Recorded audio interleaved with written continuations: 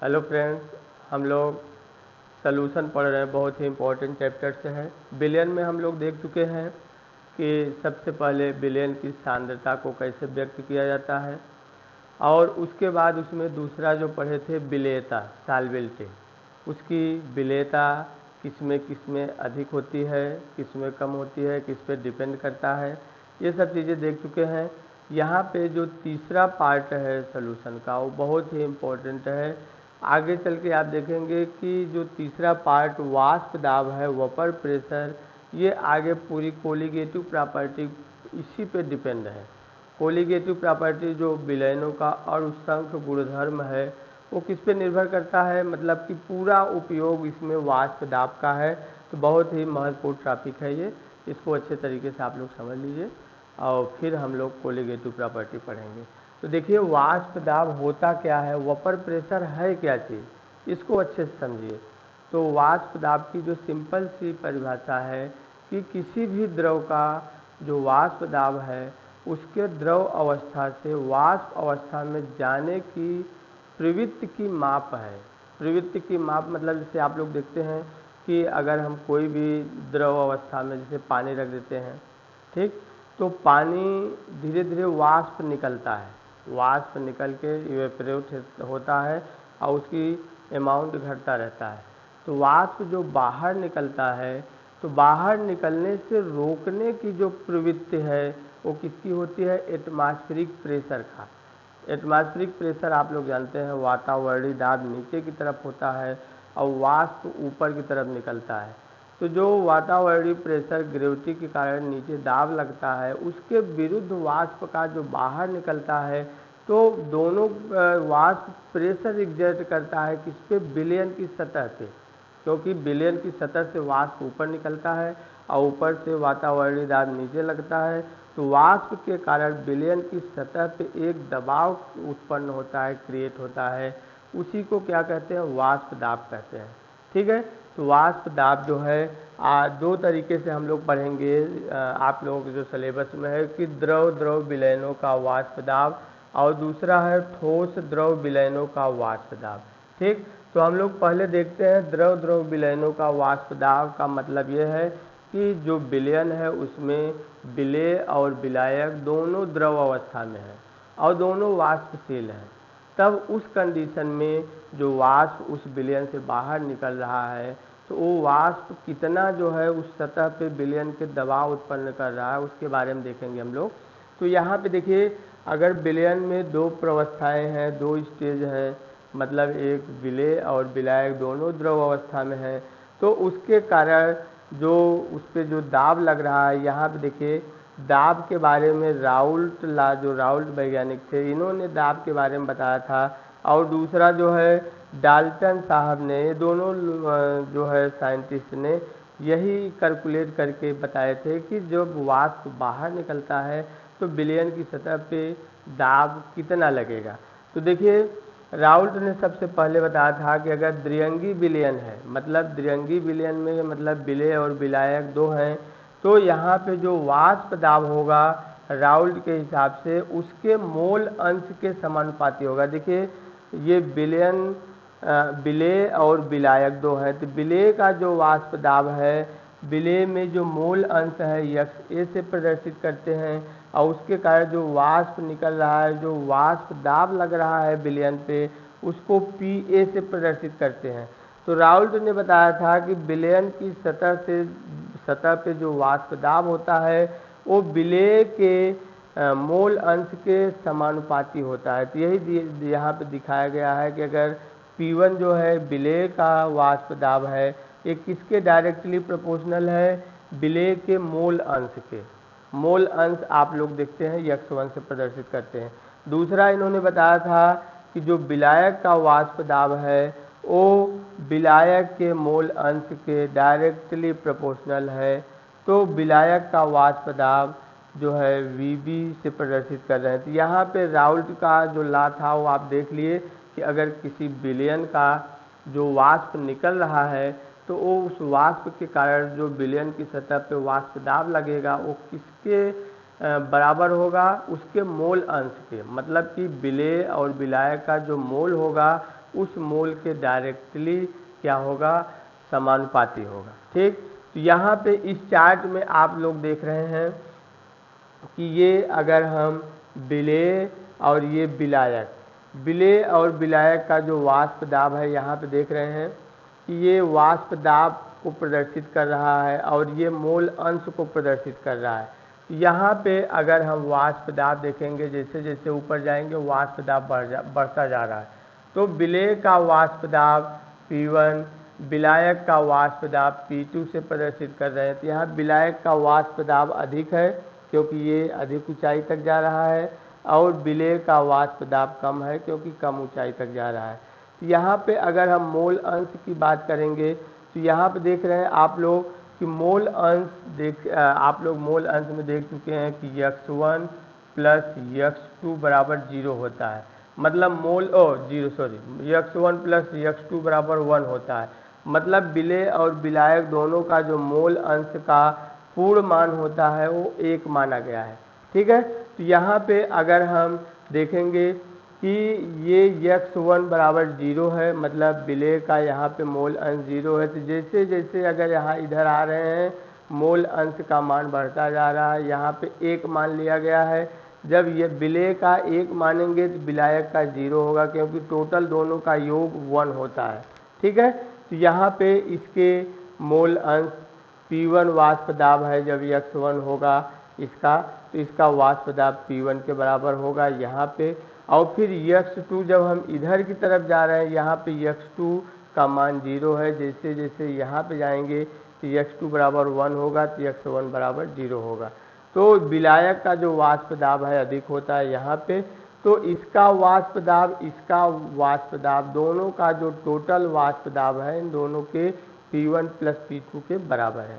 ठीक है, तो वाष्प दाब आप लोग कॉमन सिर्फ इतना कैलकुलेट माइंड में रखिए कि वाष्प दाब होता क्या है। किसी भी आपको बताए कि विलयन की सतह से वाष्प बाहर निकलता है। तो जब वाष्प बाहर निकलता है, ऊपर की तरफ जाता है, ऊपर से जो वातावरणीय दबाव है वो नीचे की तरफ होता है। तो वाष्प को निकलने से रोकता है और दबाव देता है वाष्प पे। इसके कारण वाष्प जो है खुद विलयन की सतह पे एक दबाव क्रिएट करता है और उसी को क्या कहते हैं, वाष्प दाब कहते हैं। ठीक है, तो वाष्प दाब कितना वाष्प निकलेगा, कॉमन सी बात है कि अगर ज़्यादा मोल अंश होंगे विलेय और विलायक के तो ज़्यादा वाष्प निकलेगा, कम मोल्स होंगे, कम अमाउंट में होंगे तो कम वाष्प निकलेगा।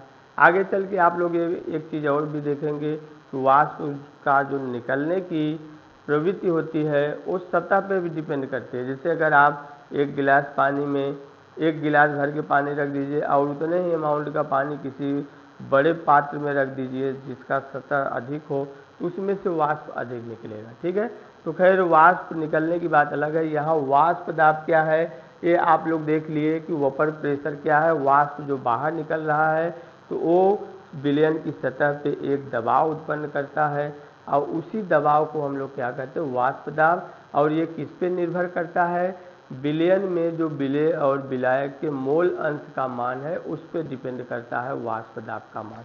ठीक है, तो इस यहाँ पे आप लोग देख लिए कि जो वाष्प दाब मोल, अगर द्विअंगी विलयन है, विलेय और विलायक है, तो विलेय का ये वाष्प दाब है, विलायक का ये वाष्प दाब है। तो दोनों का जो टोटल वाष्प दाब है दोनों का जुड़ जाता है। इसको डाल्टन ने बताया था। डाल्टन ने बताया था किसी भी विलयन का जो टोटल वाष्प दाब है P1 और P2 के बराबर होता है। P1 को हम लोग यहाँ पे देख चुके हैं। P1 क्या है, विलेय का मोल अंश और वाष्प दाब। P2 क्या है, विलायक का मोल अंश, विलायक का वाष्प दाब। तो टोटल वाष्प दाब जो है विलेय और विलायक के वाष्प दाब के योग के बराबर होता है। ठीक है, यहाँ पे आप लोग देख चुके कि वाष्प दाब क्या है। अब यहाँ पे द्रव द्रव विलयनों का वाष्प दाब के बारे में हम लोग बात किए, जिसमें द्विअंगी विलयन है और दोनों वाष्पशील हैं। लेकिन अगर हम लोग ठोस द्रव विलयनों का जो वाष्प दाब के बारे में बात करेंगे, ठोस द्रव का मतलब कि ऐसा विलयन जिसमें विलेय पदार्थ ठोस अवस्था में हो और वो अवाष्पशील हो। अवाष्पशील का मतलब यह है कि जो विलेय है वो वाष्पशील अवस्था में ना हो। जैसे हम मान लें कि शरबत बना लिए चीनी को पानी में घोल लिए या नमक को पानी में घोल लिए, तो चीनी या नमक ये अवाष्पशील होते हैं, ये वाष्प के रूप में बाहर नहीं निकलते। तो इस कंडीशन में जो वाष्प दाब होगा वो किसके बराबर होगा? सिर्फ विलायक के वाष्प दाब के बराबर होगा। यहाँ पे आपका मतलब यही है, ठोस द्रव विलयनों का वाष्प दाब, मतलब जो ठोस विलेय है ये अवाष्पशील है, ये इस वाष्प के रूप में बाहर नहीं निकलेगा। तो उस कंडीशन में यहाँ पे देख रहे हैं जो सिर्फ विलायक का वाष्प दाब दिखाई दे रहा है, विलेय का वाष्प दाब नहीं दिखाई दे रहा है, क्योंकि ये अवाष्पशील अवस्था में है। तो इसके लिए ये आपका सिर्फ एक ही दाब उत्पन्न होगा, किसके लिए? सिर्फ विलायक का वाष्प दाब। तो यहाँ पे जो वाष्प दाब किस पे डिपेंड करेगा? जो यक्ष मोल विलायक है उसके मोल अंश, यक्ष विलायक का मोल अंश जो है सिर्फ उसी पे वाष्प दाब निर्भर करेगा, विलेय का वाष्प दाब नहीं होगा। ठीक है, यहाँ पे इस तरह से एनसीईआरटी में आप लोग देखेंगे कि एनसीईआरटी में आपको ये जो दो चित्र मिलेंगे उसमें यही चीज़ दिखाया गया है कि अगर हम सिर्फ सॉल्वेंट लें, सॉल्वेंट का मतलब सिर्फ विलायक लें, जैसे पानी लें, तो विलयन की सतह, उस जब विलायक की जो सतह पे ये सभी किसके कण हैं? विलायक के हैं। तो यहाँ से जब इनकी गतिज ऊर्जा अधिक होगी जिस अणु की, वो वाष्प के रूप में इवेपोरेट करते हैं, बाहर निकलते हैं। यहाँ पे देख रहे हैं वाष्प के कणों की संख्या अधिक है। ठीक, अगर यही विलायक में हम विलेय मिला दें, चीनी मिला दें, तो इसकी सतह पे जैसे यहाँ पे देख रहे हैं ये विलायक प्लस विलेय दोनों है। अगर हम विलायक में विलेय भी मिला दें, जैसे शरबत बना दें, तो विलयन की सतह पे कुछ विलायक के कण होंगे, कुछ विलेय के कण होंगे। यहाँ पे देख रहे हैं जो बड़ा वाला है वो विलायक है, छोटा विलेय है। तो विलायक विलेय दोनों के सतह पे कण होंगे। तो यहाँ पे जब दोनों के मोल अंश हैं तो इसका तो देख रहे हैं आप लोग को बातचीत हम लोग कर चुके हैं कि इसका तो वाष्प निकलेगा, वाष्प के रूप में ये कण वापस मतलब ऊपर जाएंगे नहीं, सिर्फ यही जाएंगे। तो सतह पे विलायक का जो मोल अंश का मान है वो कम होगा, इसलिए कम वाष्प ऊपर जाएगा। ठीक है, तो इसका जो वाष्प दाब है वो घट जाएगा। जैसे अगर आप पानी 1 लीटर रख दीजिए और 1 लीटर शरबत रख दीजिए, तो वाष्प किसमें से ज़्यादा निकलेगा? पानी से ज़्यादा निकलेगा। क्यों निकलेगा? क्योंकि पानी के सतह पे सभी जो है पानी के ही मतलब विलायक के ही कण हैं और वो ज़्यादा वाष्पशील होंगे, वाष्प के रूप में वो बाहर निकलेंगे। लेकिन अगर शरबत है तो उसकी सतह पे चीनी के मतलब विलेय के भी कण होंगे और विलेय वाष्प के रूप में बाहर नहीं निकलेंगे। और जब वो ऊपर नहीं निकलेंगे तो सिर्फ विलायक के ही निकलने के कारण, इनकी संख्या कम होने के कारण कम वाष्प बाहर निकलेगा और वाष्प दाब भी कम होगा। ठीक है, तो ये चीज़ें आप लोग देख लिए कि वाष्प दाब है क्या चीज़। द्रव द्रव विलयनों का वाष्प दाब में देख लिए, जब द्विअंगी विलयन होगा, विलेय और विलायक दोनों वाष्पशील होंगे तो दोनों का वाष्प दाब होगा और टोटल जो विलयन का वाष्प दाब होगा दोनों के वाष्प दाब के योग के बराबर होगा। ये डाल्टन ने बताया था। और राउल्ट ने क्या बताया था कि जो प्रत्येक विलेय और विलायक, जो प्रत्येक विलेय का या विलायक का जो वाष्प दाब होगा उस विलेय और विलायक के मोल अंश के समानुपाती होगा। ठीक है, तो ये आप लोग अच्छे तरीके से समझ लिए होंगे। हम लोग अब जो है वाष्प दाब के बाद कोलिगेटिव प्रॉपर्टी पढ़ेंगे, जो अणु संख गुणधर्म है, बहुत ही महत्वपूर्ण है विलयन का। लेकिन इसको आप लोग अच्छे तरीके से समझ लीजिएगा। जो भी प्रॉब्लम हो हमें कमेंट के माध्यम से सूचित करिए, हम आप लोगों को और इसमें एक्सप्लेन करेंगे अगर कोई प्रॉब्लम है तो। अगर प्रॉब्लम इसमें क्लियर है तो आप लोग इसको अच्छे तरीके से माइंड में बैठा लीजिए। तो वाष्प दाब है क्या चीज़, मोल क्या है, वाष्प दाब मोल अंश का, वो x1 का, x2 का, ये सब चीज़ें खूब अच्छे तरीके से समझ लीजिए, फिर हम लोग उसके बारे में बात करेंगे। ठीक है।